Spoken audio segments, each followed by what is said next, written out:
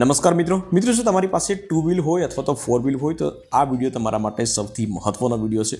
મહત્વનો વિડીયો એટલા માટે છે મિત્રો કે હવે કેન્દ્ર સરકારે થર્ડ પાર્ટી વીમો કમ્પલસરી કરી દીધો છે. જી હા મિત્રો, અત્યાર સુધી તમારી પાસે થર્ડ પાર્ટી વીમો ના હતો તો ચાલી જતું હતું, પરંતુ હવે આવનારા સમયની અંદર તમારી પાસે થર્ડ પાર્ટી વીમો કમ્પલસરી હોવો જોઈએ. તે પછી તમારી પાસે ટુ વ્હીલ હોય અથવા તો ફોર વ્હીલ હોય, કોઈ પણ હોય. હવે થર્ડ પાર્ટી વીમો જે છે એ એના વિશે થોડી વિગતવાર વાત કરેલી કે ભાઈ થર્ડ પાર્ટી વીમો કોને કેવો અને એના ક્યાં કામ આવે છે. થર્ડ પાર્ટી વીમો હોય અને તમારી પાસે જો થર્ડ પાર્ટી વીમો હોય અને તમારું કોઈ પણ બાઇક હોય અથવા તો ફોર વ્હીલ હોય એનું એક્સિડન્ટ થઈ ગયું હોય તો જે તમારા એક્સિડન્ટથી સામે વ્યક્તિને જે નુકસાન થયું છે તો એની ભરપાઈ થર્ડ પાર્ટી વીમા કંપની કરે છે. એમાં તમારે કોઈ પણ ₹1 પર ચાર્જીસ આપવાનો નથી હોતો અને એ વીમો હવે તમારે કમ્પલસરી આવશે, મતલબ કે તમારે કરાવવો પડશે.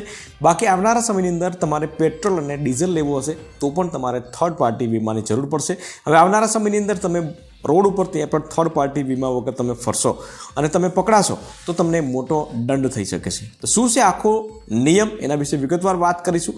તો વિડીયોને લાસ્ટ સુધી જોતા રહેજો. તો ચાલો શરૂ કરીએ. તો નવા નિયમો અનુસાર તમે તમારા વાહન માટે માન્ય થર્ડ પાર્ટી વીમા વિના પેટ્રોલ અથવા તો ડીઝલ ખરીદી શકતા નથી.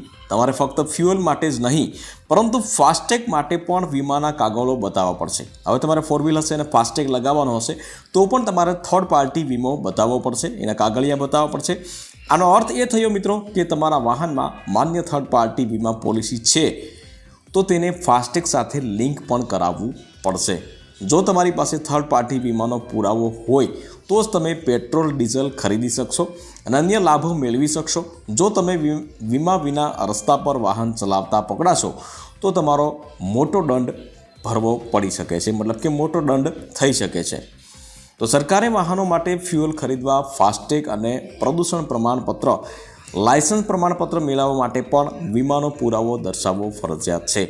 તમારે જે પોલિસી પ્રદૂષણ પ્રમાણપત્ર જે હોય છે, PUC જેને કહીએ છીએ, તો એ જે લેવી હશે અથવા તો તમારે ડ્રાઇવિંગ લાયસન્સ કઢાવવું હશે તો પણ તમારે આ થર્ડ પાર્ટી વીમાની જરૂરિયાત પડશે.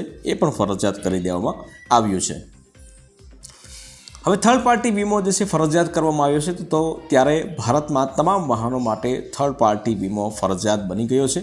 આમાં ટુ વ્હીલર અને ફોર વ્હીલર વાહનોનો પણ સમાવેશ કરવામાં આવ્યો છે. જો તમારી પાસે કાર કે બાઇક, સ્કૂટર છે તો તેનો વીમો થર્ડ પાર્ટી વીમો કરાવવો ફરજિયાત છે. હવે ભારતીય રસ્તાઓ પર થર્ડ પાર્ટી વીમા વિના વાહન ચલાવવું ગેરકાયદેસર ગણાશે. આ માટે તમારે દંડ ભરવો પડી શકે છે. વીમો તમારા વાહન દ્વારા થર્ડ પાર્ટીને થયેલા નુકસાન માટે તમારું રક્ષણ કરી શકે છે.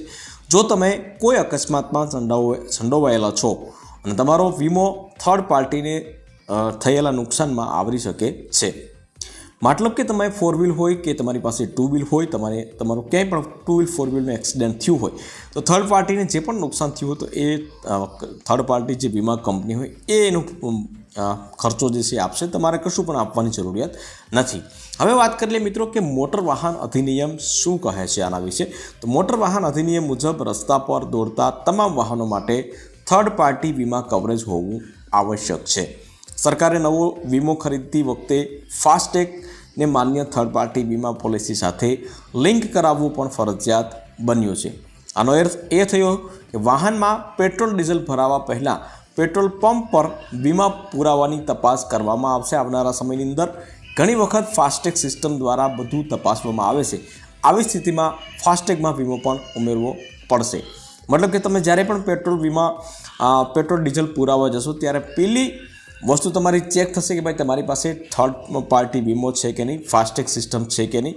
આ બધી વસ્તુ તપાસીને જ ત્યાર પછી જ તમે પેટ્રોલ ડીઝલ પુરાવી શકશો મિત્રો. તો તમારી પાસે બધો થર્ડ પાર્ટી વીમો ના હોય તો તમે થર્ડ પાર્ટી વીમો કરાવી લેશો, કારણ કે આવનારા સમયની અંદર તમને તકલીફ પડી શકે છે.